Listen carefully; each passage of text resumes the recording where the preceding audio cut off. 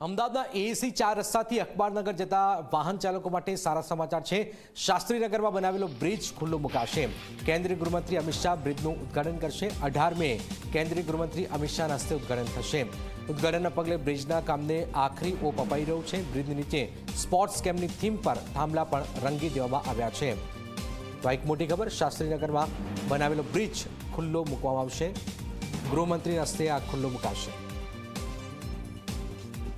શાસ્ત્રીનગર ખાતે ટ્રાફિક સમસ્યા હવે હળવી થશે એટલા માટે, કારણ કે શાસ્ત્રીનગર ખાતે જે 2019થી જે બ્રિજનું કામ શરૂ કરાવવામાં આવ્યું હતું તે બ્રિજનું કામ પૂર્ણ થઈ ચૂક્યું છે અને 18 મેના રોજ કેન્દ્રીય ગૃહમંત્રી અમિત શાહ આ બ્રિજને આમ જનતા માટે ખુલ્લો મૂકશે અને તેના માટે અહીંયા જોઈ શકાય છે કે આ કર્મચારીઓને કામે લગાવવામાં આવ્યા છે અને તમામ તૈયારીઓ ઉદ્ઘાટનની જે છે તે અહીંયા ચાલી રહી છે।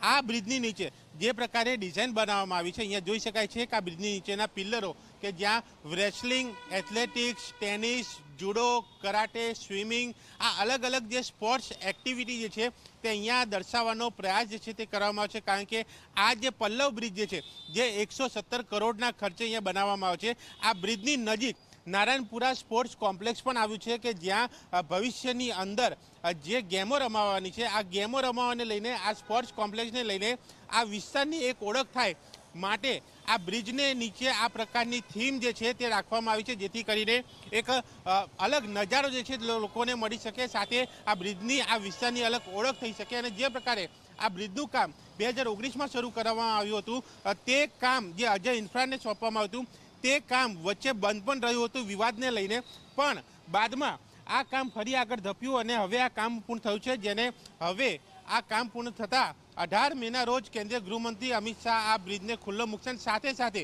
17 અને 18 મેના રોજ જ્યારે અમિત શાહ ગુજરાત પ્રવાસે છે તે સમય દરમિયાન ગાંધીનગર અને અમદાવાદમાં વિવિધ કામોના ખાતમુહૂર્ત અને લોકાર્પણ પણ કરવાના છે। એટલે કે મોટી ભેટ અમદાવાદવાસીઓ અને ગાંધીનગરવાસીઓને મળશે અને તેમાં પણ આ પલ્લવ બ્રિજ શરૂ થતાં ટ્રાફિકની સમસ્યા હળવી થશે અને વરસાદી પાણીમાંથી નીકળવાની સમસ્યા જે લોકોને પડતી હતી તેમાં પણ ક્યાંક લોકોને રાહત મળી શકે છે। કેમેરામેન ઉમેશ પરમાર સાથે દર્શલ રાવલ, ઝી મીડિયા, અમદાવાદ।